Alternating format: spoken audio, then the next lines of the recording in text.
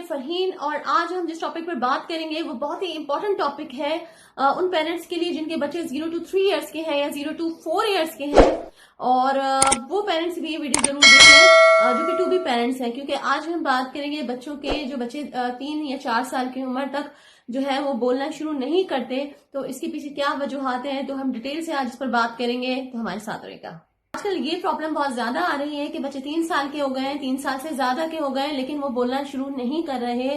तो इसके पीछे क्या वजूहात हैं? आप देखें कि बच्चे को हियरिंग लॉस तो नहीं है। अगर उसके साथ कोई हियरिंग का इश्यू नहीं है तो फिर आपको ये देखना है कि जो बच्चे के जो शुरू के माइलस्टोन है क्या वो बिल्कुल ठीक थे, यानी कि बच्चे को कोई किसी किस्म का कोई डिसऑर्डर तो नहीं था।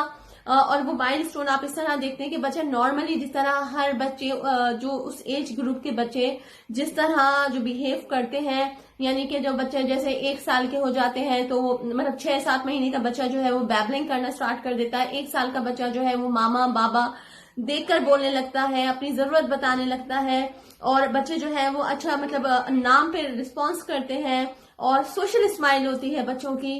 इसके अलावा बच्चे आई कांटेक्ट देते हैं, यानी कि जब आप बात कर रहे होते हैं तो बच्चे आपकी तरफ देखते हैं। तो अगर आपके बच्चे के साथ ये सारे माइलस्टोन 1.5 साल की उम्र तक 2 साल की उम्र तक बिल्कुल ठीक रहे हैं तो इसका मतलब ये है कि आपका बच्चा जो था वो बिल्कुल अल्हम्दुलिल्लाह नॉर्मल बच्चा था।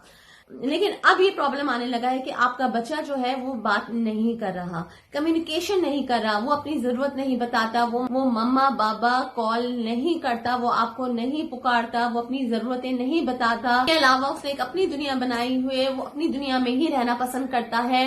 आप उसे उसके नाम से पुकारते हैं तो नेम कॉलिंग पर रिस्पॉन्स बिल्कुल नहीं करता, वो पलट कर नहीं देखता। आप उसको पुकारते रहते हैं लेकिन आपका बच्चा जो है आपको पलट कर नहीं देख रहा, आई कांटेक्ट नहीं देता, यानी कि जब भी आप उससे बात कर रहे हैं तो हमेशा वो जो है नीचे देखेगा या फिर यहाँ वहां देखेगा। आई कांटेक्ट से बच्चा अवॉइड कर रहा है। बच्चे की सोशल स्माइल नहीं है, यानी कि कौन घर में आ रहा है कौन जा रहा है बच्चे को इससे कोई फर्क ही नहीं पड़ रहा। उसने अपनी एक दुनिया बनाई हुई है, वो उसमें ही रहना पसंद करता है। बच्चे को अपने गैजेट बहुत पसंद है, यानी कि जो उसका मोबाइल फोन है या उसका टैब है या फिर टीवी है तो वो उसमें लगा रहता है। बस वो जो है उसमें मुस्तकिल वो रहना चाहता है, उसी में वो वीडियोस जो है वो बच्चा देखता रहता है और इसके अलावा वो और लोगों से इंटरेक्शन नहीं करता। जो है बच्चा दूसरी एक्टिविटीज में पार्टिसिपेट नहीं करता, दूसरे बच्चों के साथ उसको खेलने में कोई दिलचस्पी नहीं है। लेकिन इन सब बातों के साथ आपका बच्चा जो है वो ABCD बहुत अच्छी बोल रहा है, 1 2 3 बोल रहा है, यानी कि वो जो कुछ अपने स्क्रीन से सीख रहा है, जो कुछ अपने मोबाइल से सीख रहा है वो बहुत अच्छी तरह बोल रहा है। और आप हैरान है कि बच्चे को आपने सिखाया नहीं फिर भी वो सब कुछ जो है वो सीख गए हैं। आप इस बात पर बहुत खुश हो रहे हैं, लेकिन ये रेड फ्लैग्स हैं। इसका मतलब बच्चा आपसे कुछ भी नहीं सीख रहा, वो जो सीख रहा है वो स्क्रीन से सीख रहा है। आप उसको कुछ भी नहीं सिखा पा रहे, ना वो आपसे इंटरेक्शन करता है ना वो आपसे कम्युनिकेट करता है। तो इसका मतलब है बच्चा सोशली बिल्कुल आइसोलेटेड है, अपनी दुनिया में रहता है, वो आपकी दुनिया में आना पसंद ही नहीं करता। और इन सबके पीछे क्या रीजंस रहे वो आपके लिए जानना बहुत जरूरी है कि आपका बच्चा जो कि बिल्कुल नॉर्मल पैदा हुआ, बिल्कुल सारे माइलस्टोन उसके ठीक जा रहे थे, फिर अचानक से एक ब्रेक लग गया और उसने अपनी अलग दुनिया बना ली। इसके अलावा बच्चे के जो बिहेवियर्स है वो बहुत ज्यादा खराब हो गए।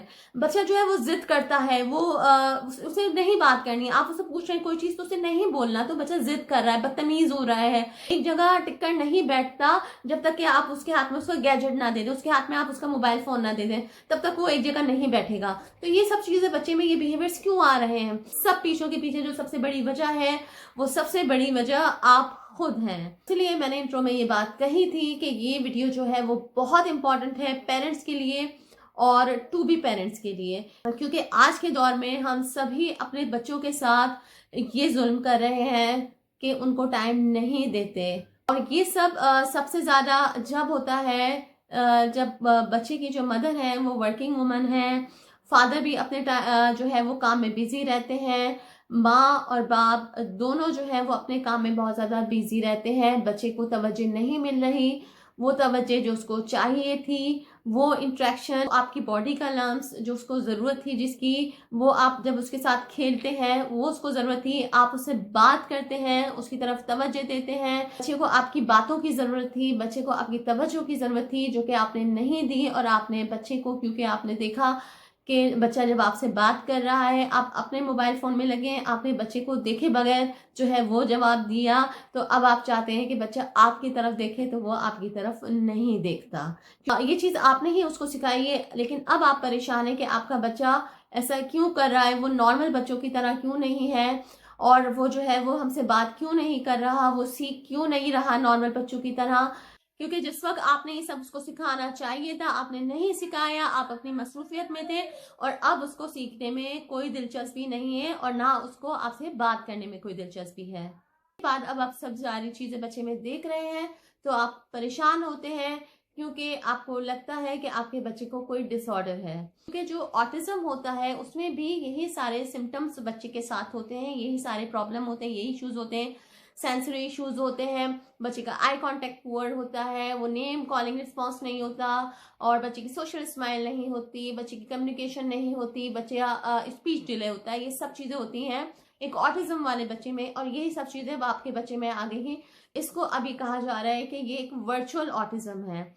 वर्चुअल मतलब कि ये ऑटिज्म नहीं है, it's not real, but virtual autism है, यानी कि जो ऑटिज्म वाली चीजें हैं वो आपके बच्चे में आ गई हैं। लेकिन जो हो गया है उस वक्त को हम दोबारा पीछे नहीं कर सकते, लेकिन जो कि टू बी पेरेंट्स हैं या जिनके बच्चे अभी छोटे हैं, वो इस बात का ख्याल कर सकते हैं कि ताकि बच्चे में ये सारे इश्यूज ना आए। लेकिन जिन बच्चों में ये सारे मसले आ चुके हैं, तो सवाल ये है कि क्या ये रिवर्सिबल है, क्या ये क्यूरेबल है, कि अब आपका बच्चा बिल्कुल नॉर्मल लाइफ गुजार सकता है, नॉर्मल बच्चों की तरह नॉर्मल मेन स्ट्रीम स्कूल्स में जा सकता है। तो इसका जवाब है बिल्कुल, ऐसा हो सकता है। अभी भी वक्त नहीं गुजरा है, अभी भी आपके पास टाइम है। जो चीजें आपने नहीं की वो आप अब दोबारा कर सकते हैं, यानी कि अब अपने बच्चों को मुकम्मल तवज्जो दे सकते हैं, मुकम्मल वक्त दे सकते हैं, प्रॉपर उनके साथ खेलें, उनका स्क्रीन टाइम बिल्कुल ख़त्म कर दें, रिड्यूस कर दें। एकदम से तो ख़त्म नहीं कर सकते, लेकिन आप उसको रिड्यूस कर दें, क्योंकि अगर बच्चे का स्क्रीन टाइम 3 से 4 घंटे है, यानी कि अगर 3 से 4 घंटे वो कोई मोबाइल देखता है, तो इसका मतलब है कि वो वर्चुअल ऑटिज्म में चला जाता है।